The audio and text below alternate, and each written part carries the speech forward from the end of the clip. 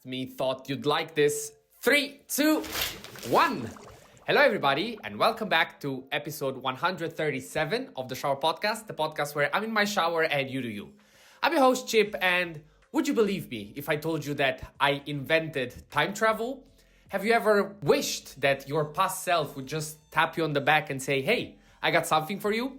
Well, we're here today to learn that it's much easier than you think and the solution might be in your hands. Before we start, as usual, if you like the idea of the Shower Podcast and end up liking this episode, leaving a like and a subscribe really mean a lot. It's just one click, but they really make the difference. I'm very happy to see that a lot of you are doing that, but not everybody. And again, if you just go for it, that would be amazing. So, how did I invent it? Well, it's pretty easy. If you've followed the Shower Podcast for more than one episode, this is exactly what I'm doing for myself. This is time travel. Every time that I go and look back to a previous episode, I am telling myself from the future a message. The moment that I'm recording this, I'm doing that. And I was thinking, why shouldn't you do the same? Of course, not to have a whole podcast or, something structured, but it can be really anything. So let me explain you just how to do it and the reasons behind that. So during your normal day, as going along, you might have an idea, you might have a realization, you might have something that it just sparks your interest. And most of the times, that thought stays there 1, 2, 5, 30 minutes and leaves. Because during our normal days, we always have a lot to do and, those thoughts get lost.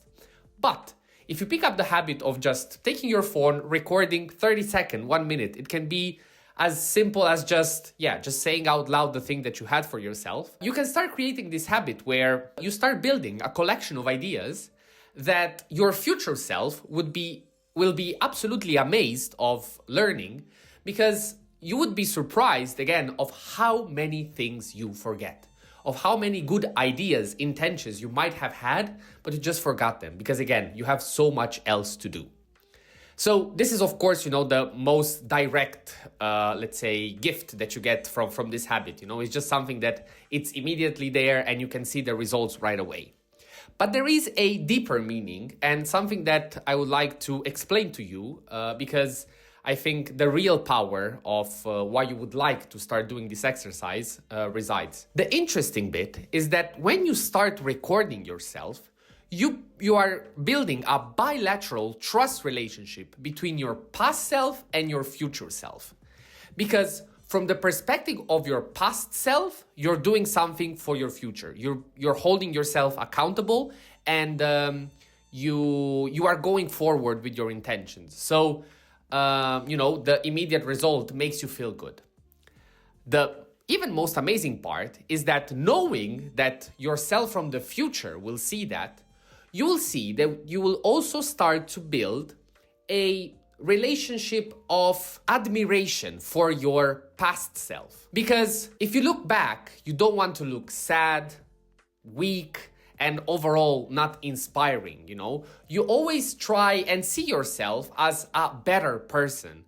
Therefore, the moment that you start giving yourself these insights, the moment that you start respecting your future self from your current perspective, you will see that slowly but surely, your perception of yourself will change.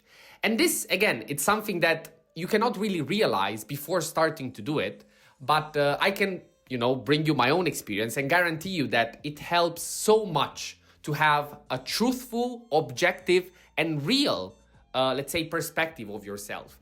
I think that everybody, since we all have phones and, we start taking pictures, videos in every moment, once in a while you go in and look back and you're like, what?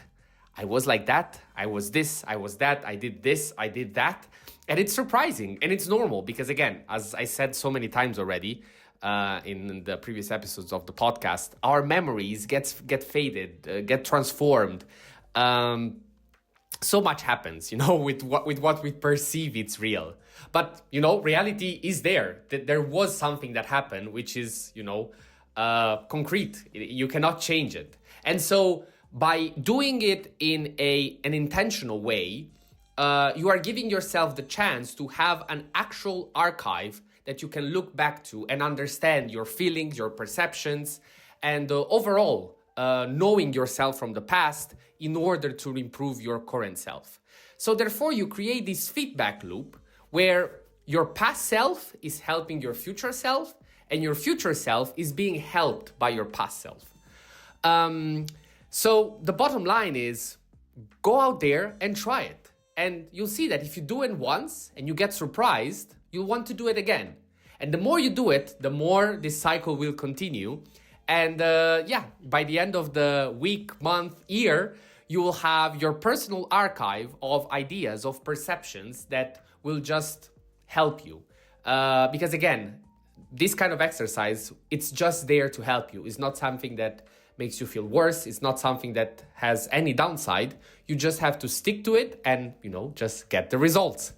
Let me know how this is. And again, in the comments, if you end up doing that, really, write me here on Instagram, TikTok, wherever you find me, because I would really like to know if you've tried this.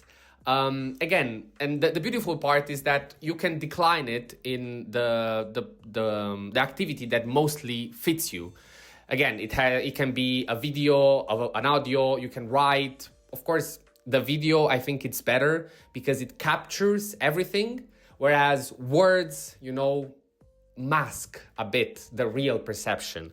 A voice doesn't also correlate with your aspect. So if you get the chance and if you really want to try this, I encourage you to do it by video. Even if it's the hardest, you'll see that you'll get the most results.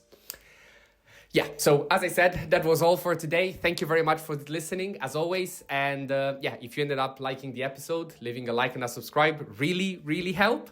What else? Until the next one, stay consistent, stay resilient, and see you tomorrow.